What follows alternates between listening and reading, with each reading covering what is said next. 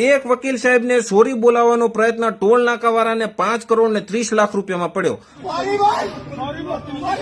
5 જણા ઉપર તો કેસ થઈ ગયા, કોન્ટ્રાક્ટ રદ થઈ ગયો, લાયસન્સ રદ થઈ ગયું, ડિપોઝિટ જપ્ત થઈ ગઈ, બધું રમણ ભમણ થઈ ગયું। યુપીના બારાબંકી ટોલ નાકા ઉપર એક વકીલ સાહેબને ફાસ્ટેગને લઈ અને ટોલ નાકાવાળા માથાપૂટ થઈ ગઈ। અને ટોલ નાકાવાળા દાદાગીરી તો કરતા જ હોય છે, પણ એમને ખબર નથી કે આ વખતે સામે કારો કોર્ટ છે અને એમાં પાસે હાઈકોર્ટના વકીલ।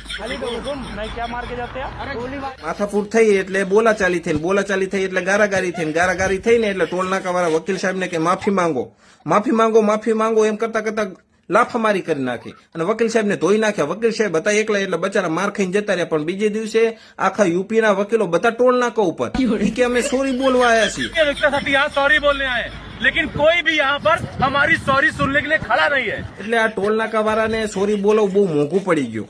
એટલે એક વસ્તુ તો નક્કી થાય છે કે દુનિયામાં ગમે એની હળી કરવી, પણ બે સમાજ એવા છે ને એની ક્યારે હળી ના કરવી। એક મધમાખીનો સમાજ અને બીજો આ વકીલનો સમાજ।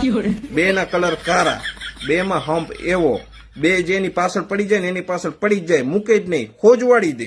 અને આપણે અહીંયા તમે જુઓ, હંમેશાથી વકીલોની યુનિટી ઓન ધ ટોપ જ રહી છે, વકીલોનો પાવર એ ઓન ધ ટોપ જ રહ્યો છે।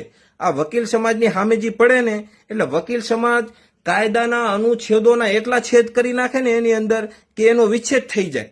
બોલો, કન્ફ્યુઝ